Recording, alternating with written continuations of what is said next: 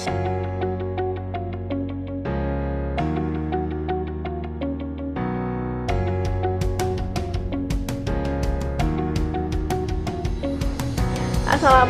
warahmatullahi wabarakatuh.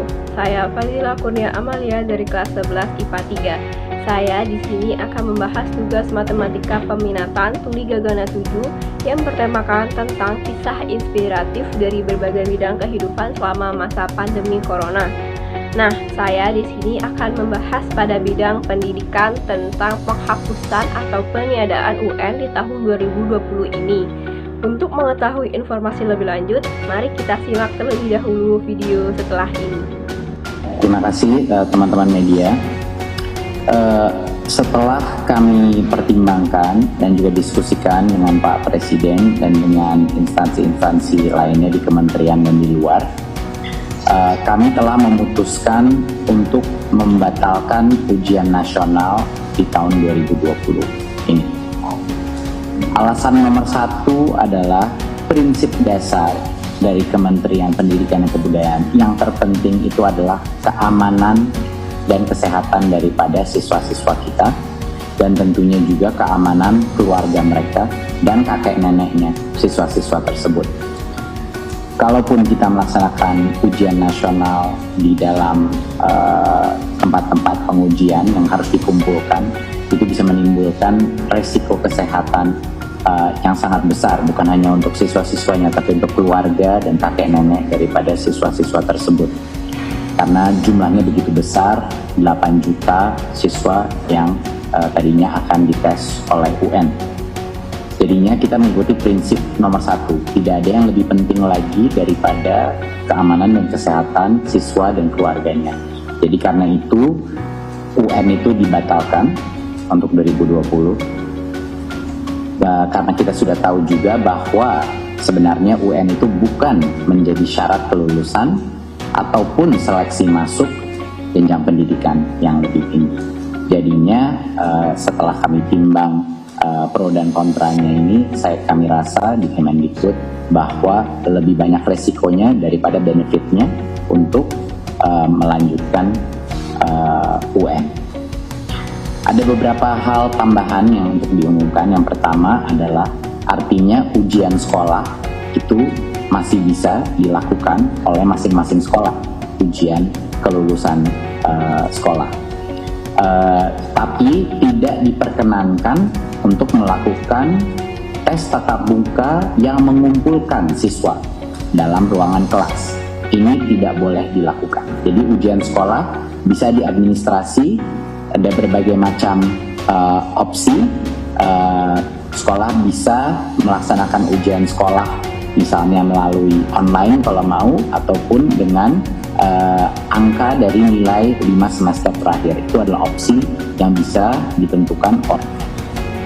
Bagi yang poin berikutnya adalah untuk PBDB, sekedar penekanan bahwa 70% daripada penerimaan siswa ini kan sudah zonasi, jadinya sudah seharusnya itu berdasarkan area.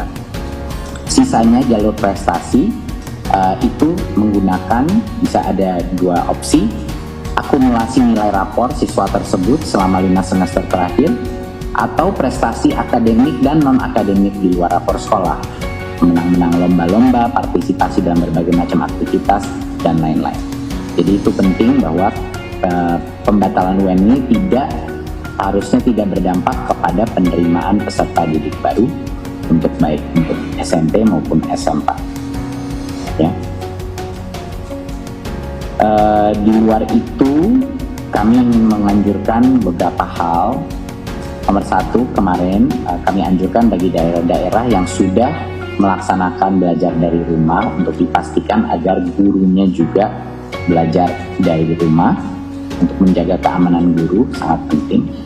Dan kami juga ingin menekankan bahwa walaupun banyak sekolah sekarang melakukan belajar dari rumah, bukan berarti gurunya hanya memberikan pekerjaan saja kepada muridnya, tapi juga ikut berinteraksi dan berkomunikasi membantu muridnya dalam mengerjakan tugasnya.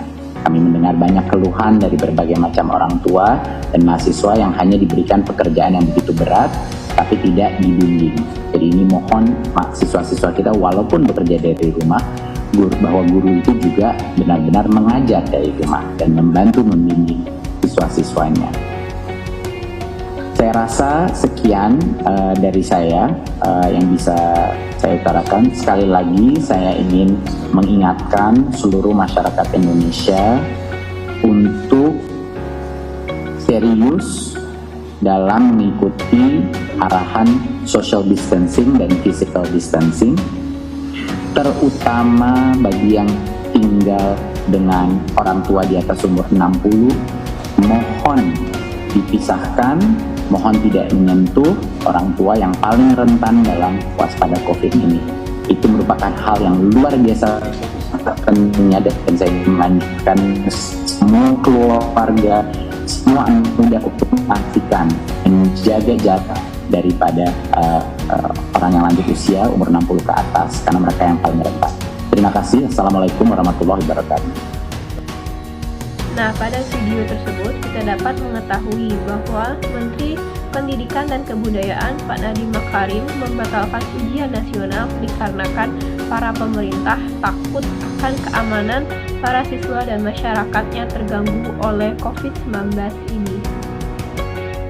Dalam video tersebut, Bapak Nadiem Makarim juga menyampaikan bahwa banyaknya para siswa yang komplain akan banyaknya tugas yang diberikan oleh para guru mereka selama proses pembelajaran daring.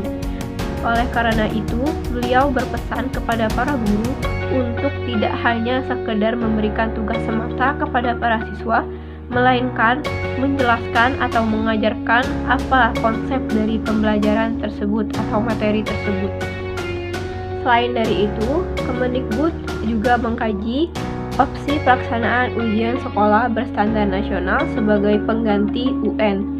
Kendati demikian, opsi tersebut hanya akan diambil jika para pihak sekolah mampu menyelenggarakan USBN dalam jaringan atau daring.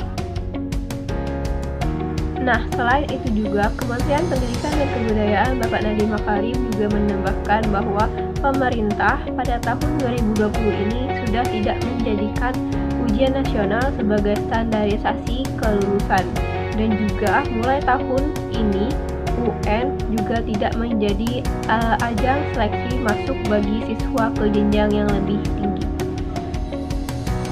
Kendati demikian, jika USBN juga tidak bisa dilakukan via daring, maka pemerintah memutuskan opsi terakhir, yaitu metode kelulusan akan dilakukan dengan menimbang nilai kumulatif siswa selama di sekolah.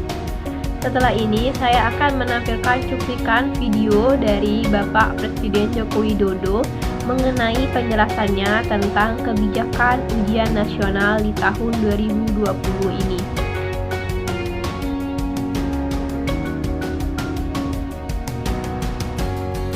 Kebijakan ujian nasional untuk tahun 2020. Kita tahu COVID-19 sangat mengganggu proses pendidikan di tanah air, dan kita juga telah melakukan kebijakan belajar dari rumah untuk mencegah penyebaran COVID-19. Situasi ini membawa dampak pada rencana ujian nasional di tahun 2020. Ada 8,3 juta siswa yang harusnya mengikuti ujian nasional dari 106.000 satuan pendidikan di seluruh tanah air.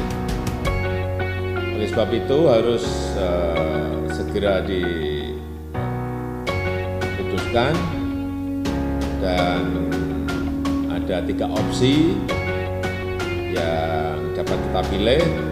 Apakah UN ini tetap dilaksanakan? Yang pertama.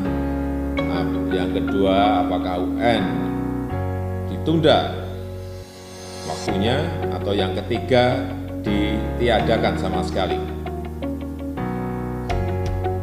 Prinsip yang utama yang harus kita pegang adalah kebijakan ini bisa kita ambil, tetapi jangan sampai merugikan hak dari 8,3 3 juta siswa yang harusnya mengikuti ujian nasional yang diadakan. Saya rasa itu sebagai pengantar yang bisa saya sampaikan. Terima kasih. Di sini kita juga dapat mengetahui bahwa COVID-19 sangat mengganggu proses pembelajaran di Indonesia. Oleh karena itu, proses pembelajaran di Indonesia sementara waktu dilakukan dengan cara via daring untuk menghindari atau memutuskan mata rantai penyebaran virus corona. Oleh sebab itu, para siswa diminta untuk berdiam di rumah saja, mengerjakan tugas dari rumah dan tidak keluar dari rumah kecuali karena adanya hal-hal atau kepentingan yang mendesak. Baiklah, saya di sini punya sedikit pesan untuk teman-teman semua. Walaupun guru-guru banyak memberikan tugas kepada kita, tetapi ada baiknya kita tetap mengerjakan tugas tersebut dan mengumpulkannya. Karena sebagaimana mestinya kita ialah seorang siswa, dan seorang siswa harus mematuhi semua peraturan atau ketetapan yang diberikan oleh guru-guru kita. Nah, demikianlah sedikit informasi atau penjelasan dari saya. Maaf apabila ada salah kata atau penyebutan dari video tersebut. Maka dari itu saya akhiri. Wassalamualaikum warahmatullahi wabarakatuh. Telah memutuskan untuk membatalkan ujian nasional di tahun 2020 ini.